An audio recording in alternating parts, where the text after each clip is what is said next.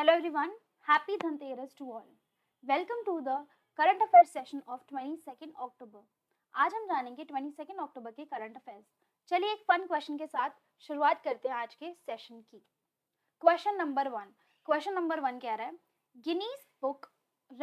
Guinness world records officially recorded dash as the worst day of the week, Monday, Sunday, Saturday या Thursday. कौन सा दिन हफ्ते का सबसे बुरा दिन होता है? ये आंसर तो आप पहले अपने आप ही बता देंगे। मंडे जो होता है वो जो वीक होता है उसका सबसे बुरा दिन होता है। क्यों?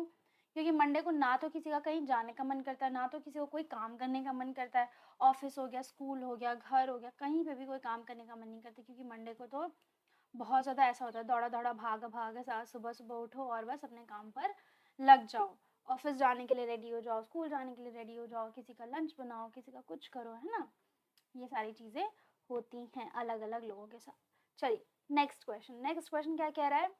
Jacques Shah nominated as a new chairman of Quality Council of India, the National Consumer Disputes Redressal Commission, NITI Aayog या फिर election commission of India.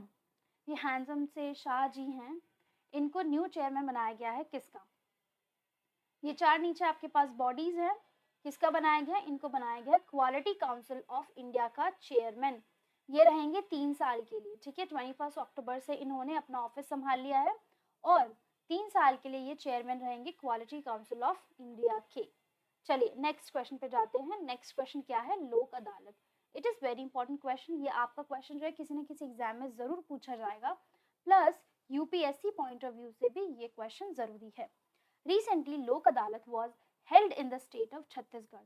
Which of the following is incorrect in the context of Lok Adalat? इन चारों statement में से कौन सा statement गलत है? Lok Adalat is one of the alternative dispute redressal mechanism. Lok Adalat will be held in every working Saturday. It's based on the Marxist principle. The first Lok Adalat camp was organized in 1982 Gujarat. तो बच्चों इन चारों option में से कौन सा option गलत है, जल्दी बताइए। ऑप्शन नंबर 3 इज इनकरेक्ट, ठीक है। इनकरेक्ट पूछ रहा है, करेक्ट नहीं पूछ रहा। क्या कह रहा है? ऑप्शन नंबर 3 कह रहा है it is based on Marxist principal.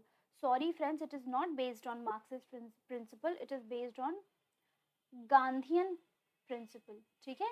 ये गांधीयन प्रिंसिपल पर बेस्ड है, ना कि मार्क्सिस्ट प्रिंसिपल पर, ठीक है। इस क्वेश्चन में हमने कितनी सारी चीज़ें जानी? हमने जाना कि लोक अदालत कौन से स्टेट में हेल्ड किया गया है, वो है छत्तीसगढ़। सबसे पहली बार कब हेल्ड किया गया था? 1982 गुजरात में। कौन से प्रिंसिपल पर बेस्ड है? It is based on Gandhian principle. हर वर्किंग सैटरडे को, जैसे सेकेंड सैटरडे और fourth Saturday I guess working होता है, तो फिर इन सैटरडेज को ये भी लोक अदालत जो है वो हेल्ड कराई जाएगी इस स्टेट में। प्लस ये एक ऑल्टरनेटिव डिस्प्यूट रिड्रेसल मैकेनिज्म है, यानी कि इस लोक अदालत में क्या किया जाता है? जो डिस्प्यूट्स होते हैं उसको रिड्रेस किया जाता है, उसको देखा जाता है, समझा जाता है और उसका कोई ना कोई नतीजा निकाला जाता है।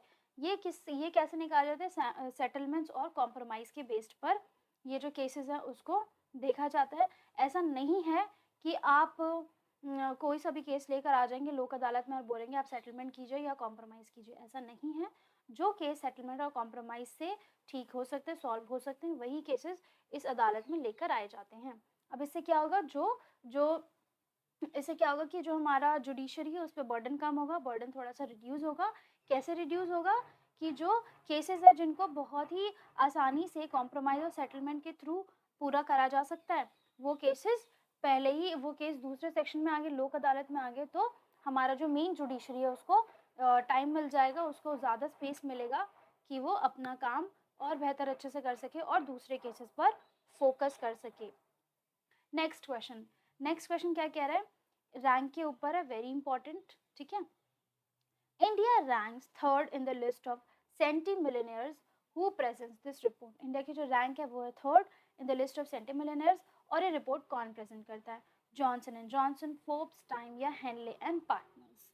चार ऑप्शन है आपके पास, बताइए ये रिपोर्ट कौन प्रेजेंट करता है? ये रिपोर्ट प्रेजेंट करता है हेनले एंड पार्टनर्स, ठीक है। सेंटीमिलियनर्स क्या हो गए बच्चों? सेंटीमिलियनर्स वो होते हैं जिनके पास 100 मिलियन डॉलर से भी ज़्यादा पैसा होता है, वो होते हैं सेंटीमिलियनर्स। ठीक है, इंडिया की जो रैंक है वो कितनी? थर्ड है। ये कौन प्रेजेंट करता है? Handle and partners. तो टोटल वर्ल्ड में कितने सेंटीमिलियनर्स हैं? 25,490। ठीक है, जिसमें से इंडिया में अकेले हैं 1,134। यूके, रशिया, स्विट्जरलैंड जैसे कंट्रीज से भी सबसे ज़्यादा। और अगले साल तक यानी 2023 तक हम चाइना को भी इस लिस्ट में पीछे छोड़ देंगे। चलिए नेक्स्ट क्वेश्चन। नेक्स्ट क्वेश्चन क्या कह रहा है? Who has been appointed as the new chairman and managing director of India Trade Promotion Organization? इसको शॉर्ट फॉर्म में क्या बोला जाता है? ITPO। ठीक है, who has been appointed as the new chairman and managing director of India Trade Promotion Organization? Pradeep Singh Kharola, BVR Subramaniam, Amitabh Chaudhary, Atul Kumar Goyal. तो बच्चों option number 1 is correct. Pradeep Singh Kharola, ये है इनकी फोटो। इनको चूज किया गया है ITPO के new chairman and managing director के तौर पर। ठीक है, नेक्स्ट क्वेश्चन भी इंडेक्स पे है, बहुत इंपॉर्टेंट क्वेश्चन है ये, बहुत इंपॉर्टेंट क्वेश्चन है ये। Global pension index is published by Mercer and CFA institute. ये इंस्टीट्यूट उसको पब्लिश करता है। इंडिया की रैंक क्या है? ठीक है, what is the rank of India? So बच्चों फर्स्ट रैंक है, 30th रैंक है, 41st रैंक है या फिर 29th रैंक है? इंडिया की रैंक क्या है ग्लोबल पेंशन इंडेक्स पे? Option number 3 which says 41st। ठीक है, 41 रैंक है इंडिया की out of 41 out of 44 countries. इससे हमें क्या पता चलता है? इससे हमें ये पता चलता है कि इंडिया को अपना जो पेंशन अरेंजमेंट है उस पर वर्क करने की ज़रूरत है। पेंशन अरेंजमेंट क्या होता है बच्चों? कि कुछ टाइम 60 ईयर्स के बाद जब आपकी सर्विस कंप्लीट हो जाती है फिर उसके बाद आपको पेंशन मिलना शुरू हो जाता है। पेंशन क्या होता है? एक तरीके से आपकी सिक्योरिटी है। जब आपने काम खत्म कर दिया, आप बूढ़े हो गए, अब 60 हो गए, तो आप किसी पे लाइवलीहुड के लिए डिपेंडेंट हो जाते हो। अगर आपकी पेंशन आती है तो आप नहीं डिपेंडेंट होते हो। तो इंडिया का जो पेंशन अरेंजमेंट है इंडिया को वो ठीक करने की ज़रूरत है। ठीक है, DMH11 मैं कहूँगी इसको द मोस्ट इम्पॉर्टेंट क्वेश्चन, हमारे the second most important question इस सेशन का। फर्स्ट मोस्ट इम्पॉर्टेंट क्वेश्चन कौन सा है? फर्स्ट मोस्ट इम्पॉर्टेंट है आपका लोक अदालत वाला। सेकंड मोस्ट इम्पॉर्टेंट क्वेश्चन होगा आपका DMH11 is related to genetically modified cotton. It's the name is it's the name of a new missile. It's the name of a new satellite. Genetically modified mustard. DMH11 actually है क्या? It is actually a genetically modified mustard. ठीक है, ये genetically modified mustard है, यानी कि जो mustard सब समझते हो ना आप, सरसों, वो है ये। इसको जेनेटिकली मॉडिफाई करके बनाया गया है। हम क्यों मॉडिफाई करते हैं? ताकि उसका प्रोडक्शन इंक्रीज हो जाए। अच्छा, ये जो प्रोडक्शन मतलब ये जो चीज़ है ये इसको मॉडिफाई किसने किया है? इसको मॉडिफाई किया है दीपक पेंटन है जो कि DU के प्रोफेसर हैं। और इसको कौन सी टेक्नोलॉजी यूज़ करके किया है? इसको यूज़ किया है ट्रांसजेनिक टेक्नोलॉजी यूज़ कर which is very very important. ये टेक्नोलॉजी के ऊपर क्वेश्चन आ चुका है UPSC में, तो it is very important. Plus DMH का मतलब क्या है? धरा मस्टर्ड हाइब्रिड 11। ठीक है, ये है मतलब ये है पूरा फुल फॉर्म DMH11 का। ठीक है, ये क्या है? मस्टर्ड है, genetically modified mustard, hybrid variety है मस्टर्ड यानी सरसों की। सरसों का साइंटिफिक नेम क्या होता है? ब्रासिका जुनीसिया। ठीक है, ये हो गया हमारे 4 इंपॉर्टेंट चीज जो कि हमने पढ़े हैं इस क्वेश्चन में। प्लस बच्चों देखो ये क्यों, पहले ये बना तो ना इस प्रोफेसर ने इसको डेवलप तो 2002 में ही कर दिया था, बट इसको अब जाके 2022 में जाकर इसको अप्रूवल मिला है कि अब आप इसको कमर्शियली ग्रो कर सकते हो। क्यों मिला है? क्योंकि क्या हो रहा है कि इंटरनेशनली जो इम्पोर्ट है ना ऑयल का, जो इंडिया इम्पोर्ट बढ़ा रही है, कंटिन्यूसली ग्रो हो रहा है। क्यों? क्योंकि इंडिया में जो सरसों का तेल है ना उसका कंजम्पशन बहुत ज़्यादा है, तो इंडिया उतना ग्रो नहीं कर पा रही और इंडिया को इम्पोर्ट करना पड़ रहा है, तो वो एक्सपेंसिव पड़ता है। अब क्या होगा कि जो हाइब्रिड वैरायटी है उसका क्या फ़ायदा होता है? जो जेनेटिकली मॉडिफाइड होती है उसका क्या फ़ायदा होता है कि प्रोडक्शन ज़्यादा होती है। प्लस ये जल्दी ख़राब नहीं होता, यानी कि जैसे क्रॉप आपने उगाई तो कभी कभी क्या होता है कि कुछ रीज़न की वजह से पूरी की पूरी क्रॉप जो होती है वो ख़राब हो जाती है। तो ये क्रॉप जो है ना वो रेजिस्टेंट है, इसकी जो रेजिस्टेंट कैपेसिटी है वो ज़्यादा है, पेस्टिसाइड रेजिस्टेंट कैपेसिटी इसकी ज़्यादा है। तो इसमें प्लस ये कम जो केमिकल फर्टिलाइजर्स वगैरह इसमें कम लगते हैं। तो इस सब की वजह से इंडिया ने अब इसको अप्रूव कर दिया गवर्नमेंट ने कि हाँ चलो ठीक है, अब आप इस कमर्शियली DMH11 को आप कमर्शियली ग्रो कर सकते हो। चलिए नेक्स्ट क्वेश्चन की तरफ बढ़ते हैं। नेक्स्ट क्वेश्चन क्या कह रहा है। अच्छा, आपने वो मूवी तो देखी होगी अजब प्रेम की गजब कहानी, है ना। उसका एक सीन होता है, उसमें रणबीर कपूर और कैटरीना कैफ बारिश में एक दूसरे से बात कर रहे थे, दोनों बड़े इमोशनल होते हैं और रणबीर कपूर ना हकलाना शुरू कर देता है और कैटरीना कैफ उसको थप्पड़ मार के चली जाती है। वो बोलती है कि तुम मेरी कॉपी कर रहे हो, तुम मेरी कॉपी कर रहे हो, ऐसे करके। तो उसको बोलते हैं, वो जो हकलाना होता है ना उसको बोलते हैं स्टैम्बरिंग या स्टैमिंग। तो international stammering awareness day is celebrated on which of the following days? 21st October, 22nd October, 23rd October या 24th October?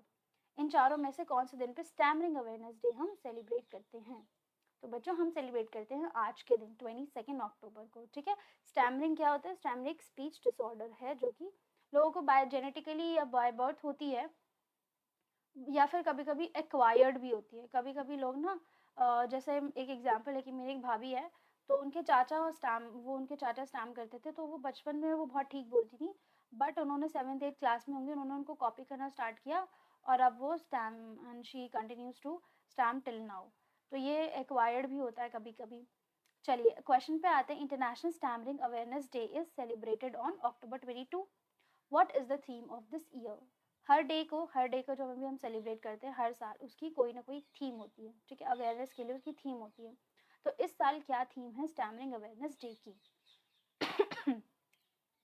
being seen, being heard, representation and normalization of stuttering in the mainstream, cure stammering by medical help, making people aware of this speech disorder, stammering is normal। ये चार option है आपके सामने, तो कौन सा option correct है? Option number 1 is correct which says being seen, being heard, representation and normalization of stuttering in the main stream.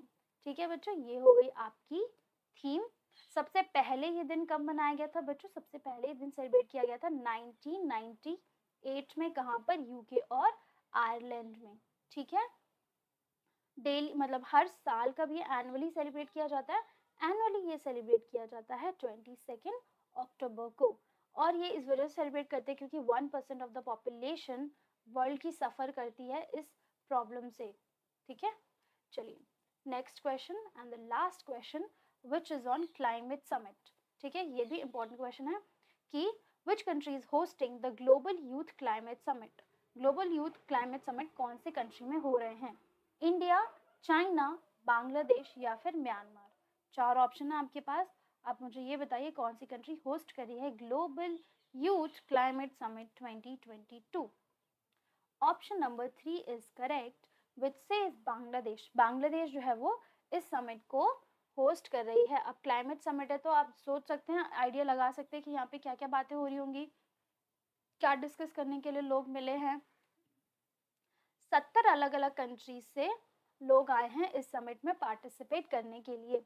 इस समिट का मिशन ये है कि जो यूथ है उसको नॉलेज दी जाए क्लाइमेट साइंस के ऊपर, प्लस उसमें लीडरशिप स्किल्स इनकलकेट करी जाए ताकि वो इंडिविजुअल लेवल पर एक्शंस ले सके, कलेक्टिव एक्शंस ले सके, प्लस ऐसे बिजनेसेस को लॉन्च कर सके जो कि कंट्रीब्यूट करे क्लाइमेट मिटिगेशन या अडेप्टेशन के लिए, प्लस उसको क्योर करने के लिए भी। कैसे? जैसे कि बहुत सारे ऐसे ग्रुप्स होते हैं ना जो कि हर संडे या सैटरडे या जिनका काम ही होता है कि वो क्या करते हैं कि बीचेस को क्लीन करते हैं, वो रोड्स को क्लीन करते हैं, वो रिवर्स को क्लीन करते हैं, वो ओशंस को क्लीन करते हैं।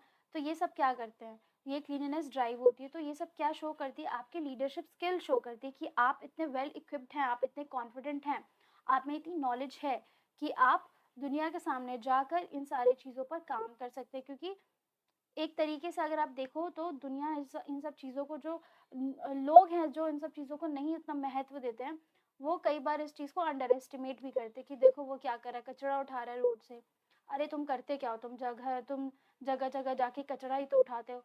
बट वो उसको अदर वे राउंड नहीं देखते कि वो एक्चुअली में सफाई करे, वो एक्चुअली एक सेफ और क्लीन एनवायरनमेंट क्रिएट कर रहे हैं। वो फॉर द अननोन पर्सन जिनको वो जानते भी नहीं है, वो उस पर्टिकुलर जगह पे जाएंगे तो they will get a clean environment there, right. तो इस तरीके की लीडरशिप स्किल को इनकलकेट करने के लिए ये समिट जो है वो बनाई गई। So that's all for this video. I hope you guys liked the session. If you guys liked the session, kindly hit the like button and subscribe to our channel. Join our Telegram channel for the latest job vacancy updates, current affair PDFs and exam related content. Thank you everyone and happy Dhanteras to all.